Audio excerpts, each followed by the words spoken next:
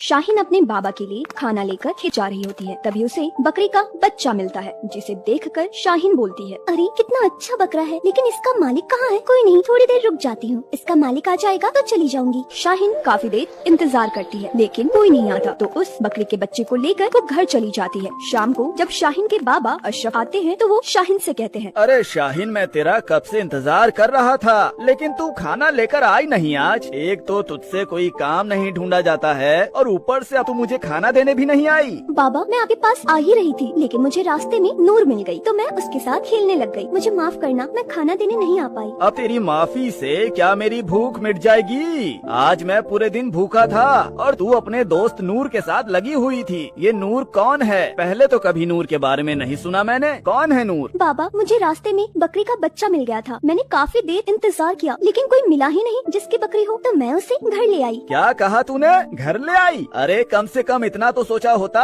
कि हमसे हमारा खुद का ही खर्चा नहीं उठाया जा रहा है और हम इस बकरी की देखभाल कहाँ से करेंगे? तू भी कभी कभी हमारे साथ इस खेत में मजदूरी करने आ जाती है, तो इसे कौन देखेगा? बाबा इतनी छोटी सी बकरी है, मैं इसे अकेले छोड़ देती तो भी मुझे अच्छा नहीं लगता ना, और जैसे हम रह रहे हैं ये भी हमारे साथ रह लेगी। मुझे तो कुछ समझ में ही नहीं आ रहा है। देख, मैंने तुझे सड़क से इसलिए नहीं उठाया था कि तू मेरी परेशानी बने। बहुत कर लिया मैंने काम, अब मैं नहीं जानता कुछ भी। अब तू जाकर कहीं से भी पैसे कमा कर ला, वरना मैं इसे बेच दूंगा। नहीं बाबा ऐसा कुछ मत करो, मैं कमाने जाऊंगी। तेरे लिए अच्छा ही होगा कि तू कमाने जाए, वरना जवान तो तू हो ही गई है और ऐसे नहीं तो मैं वैसे पैसे निकाल ही लूंगा। शाहीन एक अनाथ लड़की थी जिसे अशरफ ने अपने घर में रहने की जगह दी थी, और इसी बात का अशरफ बखूबी फायदा उठाता था, उसे परेशान करता रहता था। शाहीन काफी परेशान होने के बाद उस बकरी के बच्चे से बात करती थी, नूर तुझे पता है बाबा ने मुझे अपने फायदे के लिए रखा है, मेरे पास कोई काम नहीं है ना, मैं तुझे घर पर अकेले छोड़कर भी नहीं जा सकती, वरना बाबा तुझे खा ही जाएंगे, लेकिन तू चिंता मत कर, मैं हूँ ना, मैं सब देख लूंगी। शाहीन की सारी बातें बकरी सुन रही थी। अगली ही सुबह शाहीन के घर एक आदमी आता है और वो शाहीन से बोलता है, सुनिए, आपका ही नाम शाहीन है ना? जी, लेकिन आप कौन? मैंने आपको पहचाना नहीं, क्या काम है आपको? मैंने आपके बारे में बहुत सुना है, आप कपड़े सिलती हैं ना? और हाँ, मैंने ये भी सुना है कि आप सिलाई काफी अच्छा करती हैं। जी वो तो है, लेकिन आपको कैसे पता चला ये सब? वो सब रहने दीजिए, मैं आपसे ये कहने आया हूँ कि मेरे पास एक काम है। असल में हमारी एक दुकान है जो कि कपड़े बनाया और बेचा करती है, तो हम चाहते हैं कि आप हमारे लिए कपड़े सिलने का काम करें। क्या? लेकिन मेरे पास तो सिलाई मशीन ही नहीं है, मैं तो बस अपने आस पड़ोस के लोगों की मशीन से सिल लिया करती थी। आपको इन सब की चिंता करने की कोई जरूरत नहीं है, मैं आपको एक नई मशीन दूंगा और ये लीजिए 10,000 रूपए आपका एडवांस, बाकी का काम होने के बाद। आपका बहुत बहुत शुक्रिया, आपका बहुत एहसान है मुझ पे, मैं जल्द से जल्द सारे कपड़े सिल दूंगी। अरे शुक्रिया की क्या बात, बल्कि हम तो ये चाहते हैं कि आप हमारे लिए काम करें। अच्छा हाँ, मैं कुछ ही देर में आपको डिजाइन बता दूंगा और मेरा आदमी भी कपड़ा लेकर आता ही होगा।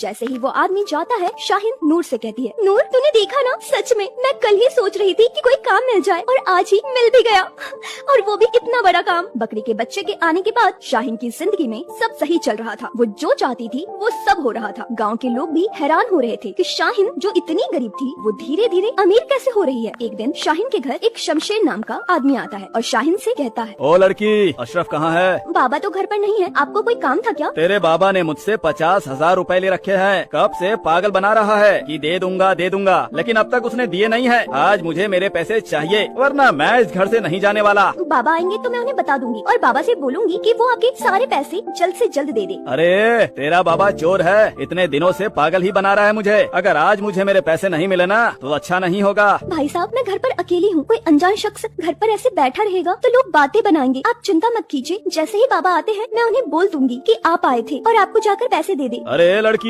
अगर तेरे बाबा ने पैसे नहीं दिए ना तो मैं तेरी इज्जत उछालकर अपने पैसे वसूल लूंगा। शमशेर शाहीन को पकड़ने के लिए जैसे ही आगे बढ़ता है, तभी नूर बकरी शमशेर को धक्का देकर गिरा देती है और शमशेर वहीं बेहोश हो जाता है। नूर बकरी शाहीन को अपने मुंह से खींचकर रसोई की तरफ ले जाती है, जहाँ 50,000 रूपए रखे थे, जिसे देखकर शाहीन रोते हुए नूर से कहती है, नूर तू जब से आई है अल्लाह की मेहरबानी हो गई है, बड़ी से बड़ी मुसीबतों से तो मुझे निकाल देती है। अल्लाह तेरे रूप में ही जैसे मेरी हिफाजत कर रहे हैं, आज भी उस इंसान के नापाक इरादों से तूने मुझे बचा लिया, तेरा बहुत बहुत शुक्रिया नूर। शाहीन को पैसे मिल गए थे कि तभी शमशेर को भी होश आ गया था। शमशेर जैसे ही उठता है वो गुस्से से शाहीन के पास जा रहा होता है कि बीच में नूर बकरी खड़ी हो जाती है और ये देखकर शमशेर कहता है, अरे तुझे क्या लगता है तू इस मामूली सी बकरी के सहारे मुझसे बच जाएगी? तू जानती नहीं है मैं तेरे साथ क्या क्या कर सकता हूँ। तेरी बातों से ही तेरी औकात का पता चल रहा है, और तू यहाँ पैसे लेने आया था ना, ये ले तेरे पैसे और मेरे घर से निकल जा, इससे पहले कि मैं ही तेरे साथ कुछ कर दूं। शाहीन की बात सुनकर शमशेर वहाँ से चला जाता है। शाहीन भी कहीं न कहीं समझ गई थी कि नूर बकरी उसके लिए कोई जादू ही है, क्योंकि शाहीन की पूरी काया पलट हो गई थी। जैसे शाहीन और नूर बकरी दोनों एक दूसरे की परवाह करते थे, एक दूसरे की फिक्र करते थे और एक दूसरे से प्यार करते थे। लेकिन शाहीन की बकरी नूर पर गाँव के कुछ बदमाश लड़कों की नजर थी। एक दिन शाहीन जब अपने घर में होती है और नूर घर के बाहर होती है तो कुछ बदमाश गुंडे नूर के पास आते हैं, जिनमें से एक लड़का बोलता,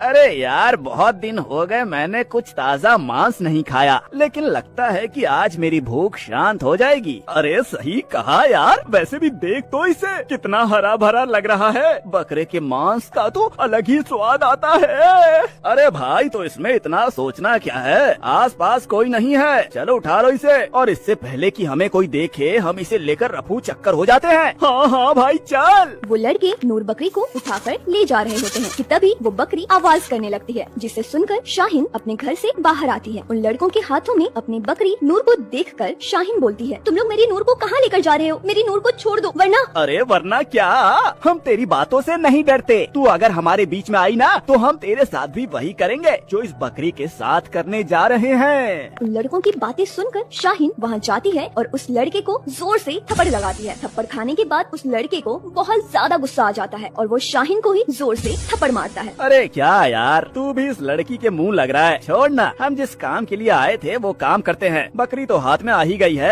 अब ये हमारा क्या बिगाड़ सकती है। वो दोनों लड़के आगे जाने लगते हैं कि तभी शाहीन पीछे से पत्थर लेकर मारने आती है और एक लड़का उसे देख लेता है। फिर वो लड़के बकरे को वहीं छोड़कर शाहीन को ही मारने लगते हैं। तभी अचानक वो बकरा थोड़ा बड़ा होता है और उन दोनों लड़कों को ही मारने लगता है। वो दोनों लड़के डर जाते हैं, लेकिन वो बकरा उन्हें नहीं छोड़ता और मारता रहता है। तभी शाहीन उस बकरे को पकड़ती है और कहती है, मतलब तू सच में जादुई बकरा है जिसने इस गरीब अनाथ लड़की की जिंदगी ही बदल दी। मेरा अपना कोई नहीं था, लेकिन तुम मेरे लिए अपनों से भी बढ़कर हो।